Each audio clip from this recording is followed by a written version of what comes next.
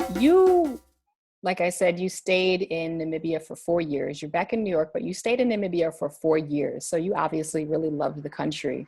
What did you love the most about Namibia? There's always, especially for the fact that Namibia is like a lesser traveled to nation than say Ghana or South Africa. Those are always popular places that I always hear people saying they want to visit, like Ghana, Senegal, South Africa, maybe Kenya. But Namibia, is like sort of, barely yeah, ever. off the beaten path. People either don't know about it or they just don't visit. So, I mean, like, what is it that you really loved about Namibia that kept you here, especially for the fact that it is not, a big populace like some of the other more visited African nations? Right. So I think first things first, what I really loved about Namibia was, or is, its peace and stability. Mm-hmm. I love Namibia's peace and stability. Like, you don't really have to worry about or think about, Anarchy. right, or Well, yeah, the local as of staging right of now. Yeah. coup, right, as of right now. But I just think that's just because that's the spirit of Namibian people. Namibian people are just really chill. They're just really laid back. I don't know, like, if it has anything to do with the individual tribes, but Namibians, they're just really laid back. And I think it's mainly because they don't, like, they see other African nations and they're like, we don't want our country to be like that. So let's try to take a different route. But I really loved the peace and stability of Namibia. I also loved the freedom. Like, we'd be like in my staff room, and we can openly talk about politics. We can openly say why we don't necessarily agree with Sam Nuyoma's policies or Hage Gengab's policies, and this is what's going to happen. This is what the young people think. Whereas in other countries, you can't really openly speak about things like that. Mm-hmm. So I really love that about Namibia, like the freedom of speech, the ability to actually say how you feel and act on how you feel. I mean, I've never went on strike or protested or whatnot. Right. But you find Namibians, like, they'll, go out, they'll protest, and they don't have to worry about the backlash from the government or, being hushed or potentially kidnapped. You know what I mean? So it's just things like that I really loved about Namibia. No, but seriously, like, you find that people are afraid to talk about politics in their country because they're afraid what the people up top are going to do to them. In Namibia, you don't have to worry about that. Right. And that's what I really love. Even me being in America, a foreigner, I was also able to speak about how I felt about politics. But this is when I wasn't a Peace Corps volunteer, though. I was able to speak about politics and things like that with local Namibians. But that's what I really loved about the country. Also, what I loved about Namibia was the people. Mm-hmm. Now, when I went to Namibia, I went as a peaceful volunteer, as mentioned prior, and I stayed with a host family. Mm-hmm. And of course, every Namibian family is different. Right. Every Namibian is different, but my host family, they welcomed me in like I was like their real family. That's nice. Like, right. And I really love that about them. Like, my host mother, like, I saw her like as my real mom in Namibia. You know what I mean? Like, anything that happened, I'm calling my mom, like, Ma, what do I do? You know what I mean? So I really love my my host family and the people. Very welcoming, very open to share their culture, share their traditions, show you their traditions, show you their culture, bring you to the village and things like that. So I really love, the people. I also love the diversity of Namibia. That's definitely. I agree. Yeah, that's another thing. For Namibia to be as small as it is in terms of population, there's a lot of different tribal groups. And although the Ovambo tribe may, dominate, you still have the Hereros that, that are still also there and they make their voices heard. You have the Namas, the colors. So, there's a lot of diversity in Namibia with it just being a small country. So I definitely appreciated that. What else do I love about them? Oh my goodness, I can go on and on and on. Yeah. Well, it's okay. I mean, that was a lot. Yeah. Okay. Yeah. I mean, it's okay if you can't, think of anything off the top of your head right now. I totally can identify with a lot of that. And what was your social life like here? I mean, one of the things I really admire about you is just the way you really immersed and really integrated into the Namibian community, like social scene. You know what I mean? Like, a lot of people move to African countries and, primarily still socialize with other Americans, for example, or other, Europeans or people from their country, you know what I mean? But you really like completely immerse yourself into the local scene. And I've always admired that, you know, about you, and just your approach and just your interaction. I think that's, you know, phenomenal. So can you just talk a little bit about your social life? And you also even immerse yourself really, I mean, even into like a specific tribe, the Herero tribe. Yeah. You know? Yes. I mean, but yeah, so can you just talk a bit about, you know, just your social life here and yeah. Right. Mm-hmm. Right. So my social life always you know, included a lot of Namibians. I think it stems back from when I was a Peace Corps volunteer. Like I found that when I was in training with the other American people, like, yeah, they were Americans. Like it was only 3 Black people in my group. And it was like, okay, yeah, like they are Americans, but I couldn't really identify with their American sort of like way of life, so to speak, you know? So what I did was I just said, let me just immerse myself with the Namibians. They're, you know, really cool. They're down to earth, you know, right. So I think in terms of my social life, you know, I definitely went out, you know, went to bars and stuff. I definitely, you know, dated a few guys. I think in Namibia, it's kind of difficult. This is funny. It's kind of difficult not to date because like Namibian guys are like really hot or whatnot. So it's kind of difficult not to date. That's a different conversation all its own. But I hear you. Yeah, but social life, I definitely went out to you know, a lot of different bars or whatnot, depending on the town where I was. But also we had a lot of, and I attended a lot of braais, which is basically like cookouts or barbecues. Namibians love to braai. They love to cook out or whatever, barbecue. So I definitely attended a lot of those. But I think overall, and I think Namibians will definitely agree with me when I say this, but Namibia is pretty boring. Like, it's not really a lot to do. Like, like it's kind of like, especially coming from New York, like there's not a lot to do, especially like depending on the town where you are. I feel like people in Windhoek will find that there's more to do than say a person that lives in Okahanja, say for instance. I mean, right. But then I think like with the development, maybe there'll be more to do. But I find that a lot of people in say Okahanja, like they just go to the mall, like they just walk around the mall, or like they'll go to Crow's Barman, which is like a pool about 20 kilometers away. But I definitely tried to keep myself busy, and I'm happy that I had a lot of Namibian friends to keep myself busy and to keep my social life alive, because you know, because a lot of Americans are like really spread out all throughout Namibia. So, you know, if I didn't really have Namibian friends, I would be so bored, you know, and Namibians, they know the spots. Like they'll tell you like, this is where it's at. Like, this is where it's happening. Like, we're going to go check this out. Like my friend is having a braai. Like we're going to go there tomorrow. Or even this other thing is called the, I don't know if the other tribes do it. I don't know if it's just a Herero thing, but it's called the poiki. Okay. So have you ever heard of it? It's basically like a braai, but instead of cooking the meat on the grill, they'll cook it in that pot. Got it. That cast iron pot. Yeah, so it's called like a poiki.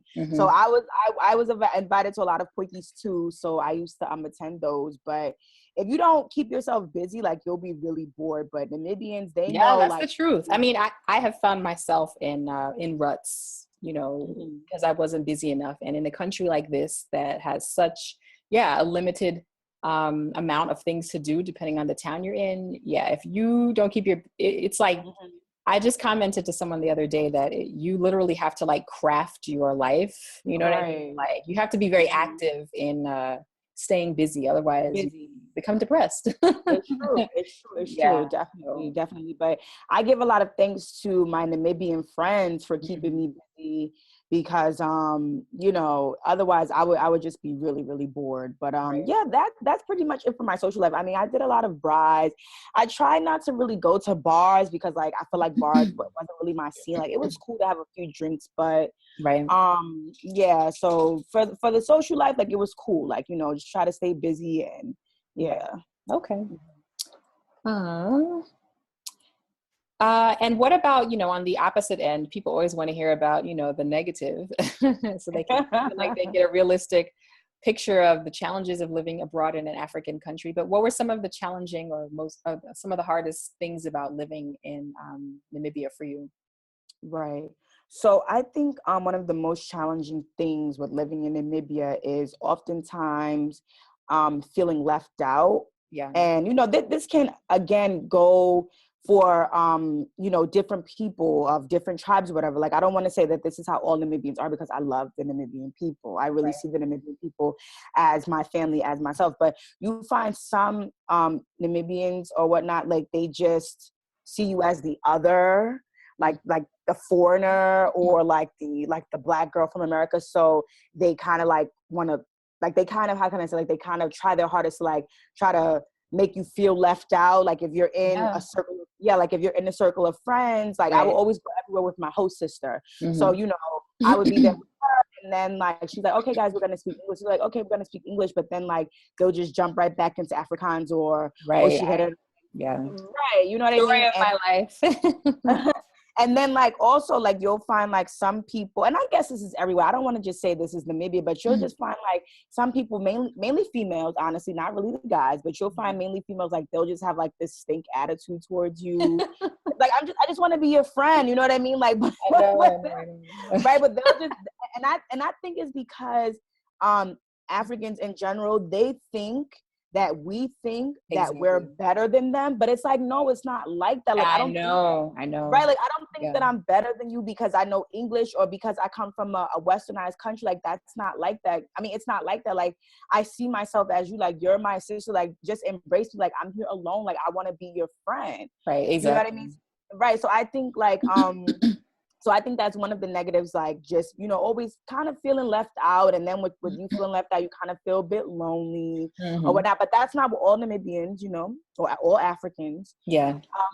Another negative or downside, I would say, is the heat. Like Namibia is so hot. Like I don't even want to think of I don't even want to think about what you're going through right now. Right now, my computer is like overheating as we speak. Right, like I just put the fan on, like, and I'm actually sweating, but I'm, you know, and I have the door closed so that my son won't come in. But so I'm baking essentially. Right, it's like it's so hot, like, and I'm talking about like it doesn't even like.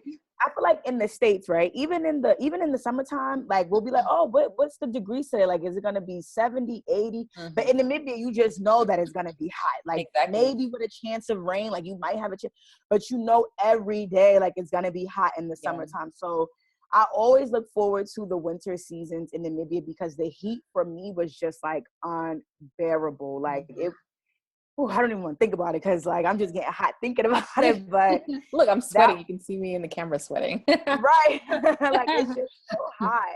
That was one negative or whatever. And then what else? And I think as a foreigner, just like the job search. Yeah. The job search and the complications and everything with, you know, obtaining a visa and definitely extremely challenging. It's very challenging. And I found that I was only able to do one thing in Namibia, which was teach, which is okay, but I wanted to do other things. I wanted to work in an NGO. I wanted to potentially work for the Ministry of Education. I wanted to work potentially for the Ministry of Youth and Social Services. You know, I wanted to do other things outside from, I wanted to do other things aside from just teaching, but again, and again, time after time, I was blocked by it. It wasn't, you know, home affairs. It was always, you know, my inability to compete with the locals, which I definitely understand. I know that even in America, like Americans are always considered first for jobs, you know, as opposed to foreigners and things like that. Right. And I get it, but it's a challenge, you know? So, and I just found that I was just always stuck in this English teacher role. And I wanted to do something else. Yeah, that's a huge reality because, I mean, there's this stereotype that African nations are like kind of, trying to think of a way to describe it, just kind of like behind, but at the same time, and in some areas, you know, they are a bit behind like technology or certain things, but at the same time, they are pretty on it. Well, a lot of countries are pretty strict when it comes to immigration and, you know, what's reserved for nationals and what's reserved for and what foreigners, you know, can get. And so it's not it all depends on the country, of course, but it's definitely not don't think that you can just slide up into an African nation because, you know, things are supposedly so open and right. Like it's not, it can be extremely challenging. And that's a reoccurring theme I hear from, you know, many, like Black expats, you know, even the fact that you're Black, you know, it doesn't necessarily work in your favor, you know, like it when doesn't it comes to even necessarily being American. Right. Like I thought being American with the bachelor's degree, oh no, I'm in there. Like after I was I'm like, oh, it's gonna be so easy to find a job. Like I'm American, I have a bachelor's degree, I'm only 23. I was only 23 at the time. I'm like, it's gonna be so easy. And it wasn't. Right, exactly. But the funny thing, and I always like tell the story, is like there's an immigration agency that I worked with. And, you know, they came through, you know, for me for the visa that I needed at the time. But I remember a woman that worked there telling me that, you know, she had never had a work visa or work permit turned down for like a Chinese person, like ever. Like home affairs, like that. Exactly. Like, so like, meanwhile, like, you know, me, you, like we were all stressed out, but like, it seems like some of us, you know, others like just haven't made, you know, the path is just like wide open for them. So wide open. Thing, you know, to think about, you know, immigration is definitely a big issue and it all depends on the country. So immigration agents can be helpful, but you have got to find a reputable one. That's the main reputable one. Exactly. It's true. It's true. I think that's very interesting what you say about the Chinese being in Namibia, because you find that like a lot of the Chinese shops that are there and the Chinese people, they are everywhere. I'm talking about even deep in the village, you know, this. And it's like when they're there, it's like, first of all, they don't even sell quality things in their shops. And then, you know, the people, the Namibians that they do have working there, they're paid peanuts. I know. You know, like the Namibians, like, so it's just total exploitation. So I just wonder, like, what's the underlying thing here? Like, why are Chinese people being, you know, awarded or granted these visas when people like you and I, like, we just want to make a life. We just want to live in it. We want to, you know, flourish. We want to just, you know, help with the development, because that's what I was mainly there for. I know. To assist in development. So, and I feel like when it comes to like African Americans, you know, bringing business to the African continent, I want to say that we would be, you know, more likely to look out for our people and not exploit them, you know, like I think we're a bit, you know, like just that camaraderie, you know what I mean? Like maybe I'm being naive or, you know, or whatever, but I mean, that's why it would be great if there were some, you know, stronger links in terms of Black Americans or African Americans or people in the African diaspora repatriating to the African continent in these various countries, because, you know, that bond can definitely, I think, decrease, you know, issues like exploitation. And I mean, not perfectly, but, you know, those, I would like to think that we would not exploit each other and pay each other peanuts. Like, I mean, there's no way. Like, I remember my house was broken into. This is another story. Anyways, but my house was broken into by some kids. And, you know, the child's mother, you know, she came to me and she said, you know, I'm not going to be able to like pay you back because I work in the China shop and they only pay me $300 Namibian. I was shocked. I'm like, 300, like, what can you do with $300 Namibian? Like, you can't even sustain yourself for a week. Now, this is per month, like $300 Namibian per month.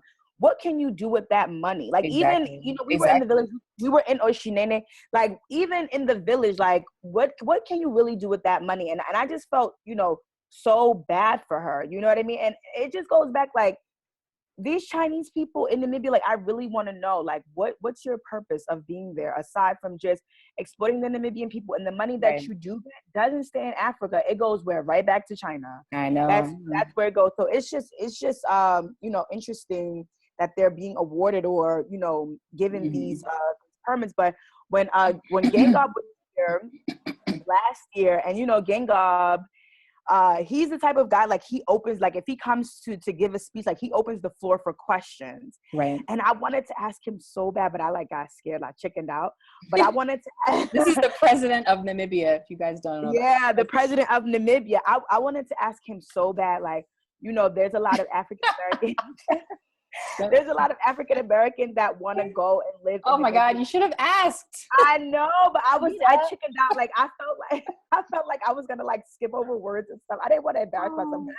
I regret it, like, to this day, not asking him. But I really wanted him to, you know, answer, like, does he have any plans or ideas for Black American people, or just Black people in general, that want to come back to Namibia and like actually live and help to develop? Like, is there any plan, you know, for us to sort of cushion our return? You know, not necessarily to make it easy and we get the great jobs and we get the great tenders, but is there anything, you know, is there any plan to sort of cushion our return back to the continent? Right. You know what I mean? But I got chickened out. I didn't ask. Well, that's okay. I kick myself to this day.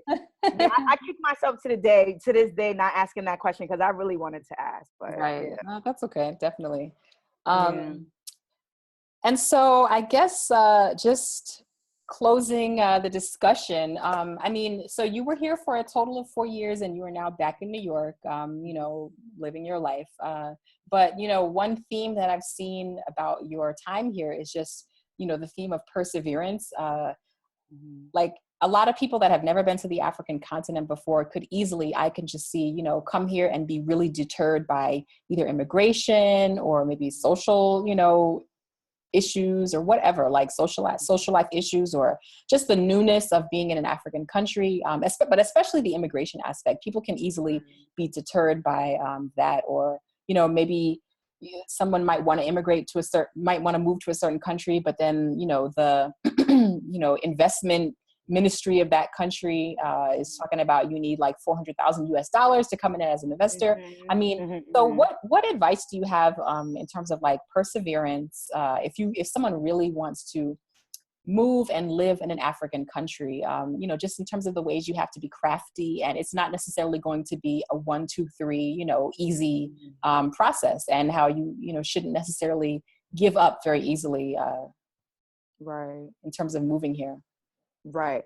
I would say in terms of perseverance and not giving up, I would definitely say one big thing to that is just networking and really getting to know, just networking and really getting to know the people, you know, getting to know your community, the people of your community. I think because I knew so many people throughout Namibia, that really made my time in Namibia sort of not easy, but sort of smoother, because, you know, I have friends in Rundu, I have friends in Ohangwena, I have friends in Okahanja, I have friends in Oshivarango and Winter.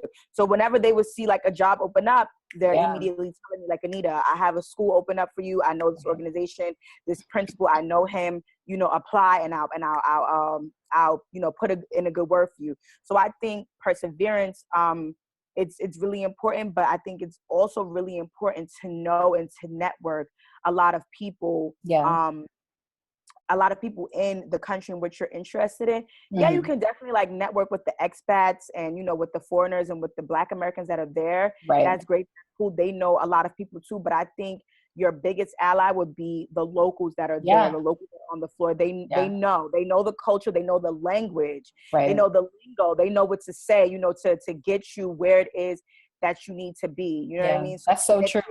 Right. And if they see that you have, how can I say, like you want to do good for their country, like you're not there to scam people, or you're not there to just, like, if they see that you're there to teach, they see that you're there to start a business to help with the development, they'll also help you too. You know what I mean? So I think just with the networking and knowing people was something that really took me far in Namibia for sure.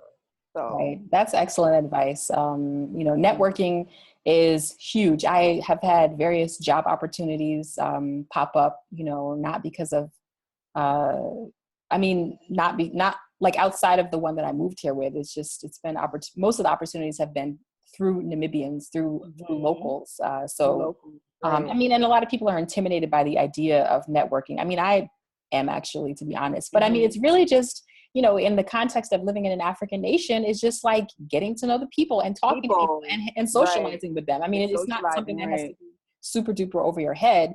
I mean, if you choose to move to an African country, why wouldn't you want to get to know the society and immerse yourself in society, you know? And just through doing that alone, many opportunities can really present themselves to you that you wouldn't find over the internet from back in the US, that you're not going to find on some, you know, job website or whatever, .com or whatever. Just really spending some time, a significant amount of time in a country, and immersing yourself, whether it's going to, you know, I don't know, public events or partying or whatever, but you really have to make an effort to get to know people and to make friends and to talk and put yourself out there and what you can do, you know. Exactly. Because the first thing that they'll ask is, why are you here? Like, even if you meet someone like just in Spar and they find out that, or they see that you're American, they say, oh, what are you doing here? Like, what brought you to Namibia? And that's, you know, sort of your chance to, like, you know, sell yourself. You know what I mean? Or like sell, you know, because the thing is with Namibia, like, I don't know about the other African countries, but it's like when you go there as an American, whether you're Black, white, Asian, or whatever, they think you're a spy. They're like, what are you doing here? Like, what were you trying to look? You know, because a lot of Namibians, like, fine, they might like American pop culture, like American culture, but like they sort of see us as like, no, like they want to come and take over, or they want, you know what I mean? So that's your chance to like, no, like, I'm here because of this. I'm here because I want to help you. I'm here because I want to live my life. I'm here because, you know, I do want to get away from the racism and everything that's happening in my country. Like, this is why I'm here. And, you know, from there, like, they'll help you. They'll definitely help you in it. And you can use it as a learning and a teachable experience, because just as much as we want to know about Africans and Namibians, they want to know just as much about us. Because one thing that I've learned is the same way that we see Africans, you know, whether it's being poor or, you know, them living in huts, it's the same way that they see us, not like necessarily poor living in huts, but they see us as black people, not really, you know, American, but they see us as like gangsters or drug dealers or, rappers, you know, rappers or bad, you know what I'm saying? Like they have like that stereotype of us too. So, you know, you can always use it like as a learning and exchange, a learning and teaching moment, an exchange kind of thing. Same thing with the slavery. Like they'll ask, this is Namibians. I don't want to, you know, speak for Africans, but this is Namibians. You'll find Namibians that are like, how are you Black American? And they don't really know what the slave trade was. They don't really, they don't know that we've also had a system of apartheid known as segregation. They don't know that we have the civil movement. So I always use that as, you know, a teaching experience or whatnot. And they always taught me so much about the African culture as well. So, you know, just to go back to what you were saying, like, I think it's really important, like when people do network, just to be open-minded, because already I think a lot of Africans, they already had that guard up because they're like, oh, she's Black American, like, I need to like speak properly. I need to, you know, they already had that guard up. So I think just to be open-minded, you know, be open-minded, be down to earth, be friendly, you know, sensitive, like that, sensitive. Like, don't come like, you know, turning your nose up at whatever local traditions you see. Exactly. That, you know? Like, go back and do that. It's true. You know, and also, of course, like with a socially responsible mindset. You know, you don't want to come here to exploit people. Or to just, it's, you know, get what you need out of the continent. You know, it should definitely be a give and take, you know, approach. So exactly. And I will also say, you know, with you being open-minded and willing to learn about the culture, and I had to learn this myself. That doesn't necessarily, because, you know, Kaylin, we talk about this all the time. Like, I see myself as a Herero woman. I see myself as a Namibian woman. Definitely. But I also see myself as a Black American woman. So, you know, I say that to say this, just because I see myself as a Namibian woman, as a head of the woman, doesn't mean that I'm going to lose the morals and values taught by my mother. You know, and that doesn't mean to lose yourself. I'm not saying to lose yourself. No, you know what I mean? Like, you can fully immerse, you can fully integrate. But if you feel that this is wrong, this is going against my morals, my values, my traditions, of what I was taught, you can definitely have that guard. You know, don't lose yourself. You can definitely immerse. And, you know, be a part of it, but you know where you came from, and that's something that we can never forget. Exactly. So, wow, that's I mean, that's an excellent point to end on. I mean, that's also been something that I have learned as an African American married to a Namibian, you know, and living in Namibia is really just not to lose myself, to be respectful, to be open-minded. But at the end of the day, you know, you are you, and you come with your own assets as well, and great things come to the table. So, you know, you your can own culture. You can find a middle ground of you know, adjusting into the society, but retaining, you know, who you are. So Yep. So well, on that note, Anita, thank you so much. You're welcome. A phenomenal discussion, as always. I people can see that we could talk for hours and hours. I know. So thank you so much for your time and, you know, all the information that you shared has been extremely eye-opening and very, very appreciated. So on that note, this has been another edition of African American in Africa. Thank you guys so much for watching, and until next time. Okay, thank you so much for having me, Kaylin.